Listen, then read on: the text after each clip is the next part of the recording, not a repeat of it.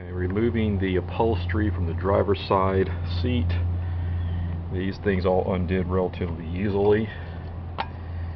There's one thing here which I believe is called a hog clip.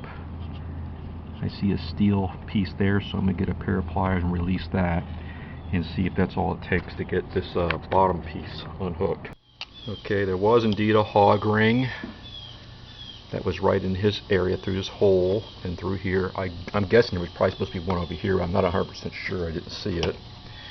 I had to disconnect these two leads from these two lumbar support and back support.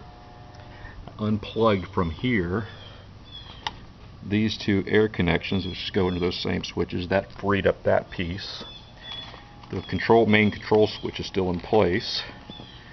So I think next I'm going to see if I can take off the base now and everything. Oh, and I removed the part that goes out here, the support, the thigh support. It used a couple of these little pins to secure them. So anyway, again, a couple screws here to undo the switch, this piece here, which screwed onto there. This piece came off pretty easily. This was tucked down in here and intersected with another piece here that basically wrapped the back around. There, you see I already pulled it through. So my guess is that's all that holds on this top piece. We'll see. Okay. It looks like I'm going to have to get these little hog rings out of here on that side and on this side. That seems to be what's capturing the back now. So I'm going to work on that next.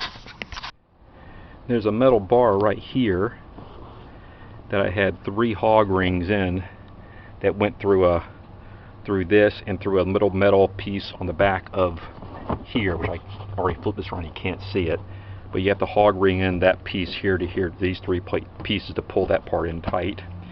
And also I'm pretty sure this same metal piece here is a metal bar here.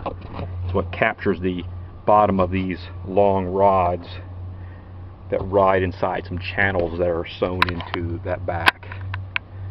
Anyway, this looks a little funky, but not that bad. Probably just leave this, go ahead and use this piece of foam because it's got this piece here on it. And I can see now, I don't think there's any way you can possibly adapt. You can't just, in other words, you just can't take the back and bolt it on because this is integrated into the seat mount. So you have to do something. What I probably could do if I wanted to is probably replace this foam, keep the seat metal if the foam on the other one is significantly better, and if I can figure out a good way to remove it. I'll take a look at it and see what's involved. It may not be that big a deal. I'll evaluate the condition of the foam when I get there, but this really isn't that bad, so I'm not that motivated to fool with it. Anyway, the back's off. Next to bottom. Okay, this is the back. I can see some hog ties here. 1, 2, 3, and there's probably a steel rod inside. Yep, this little, you can see it, that little piece there is a steel rod that goes through. So I have to remove these 3 hog ties to get this seat to release. Also, as you can see, the foam is pretty badly deteriorated right in here.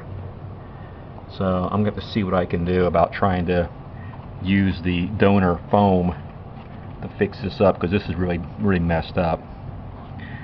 And we'll see where we go from that. Again, I don't think I can just flop the seat bases around because, well, let me see, there's 2 mounts here. Now these are completely different. This is a much different side here than what it's on this side. There's this mount up here, so clearly these frames aren't swappable either, so I'm going to have to use this frame, and I'm going to have to put new foam from the donor. Just hopefully there's not too much problem getting that to work right here. I'd love to be able to just slip this foam down and be good to go. We'll see.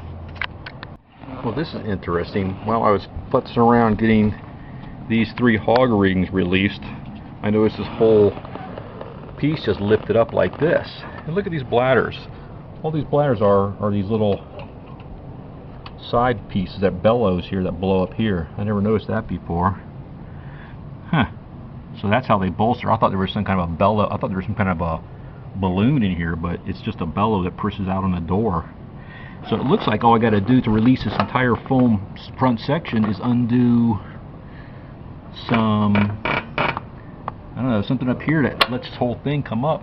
I could probably, it looks like I might be able to replace the whole bottom foam and top from the donor really easily if this is all there is to it. We'll see. Their document, exactly what I'm going to do. I see 3 hog rings here. This is on the front of the seat.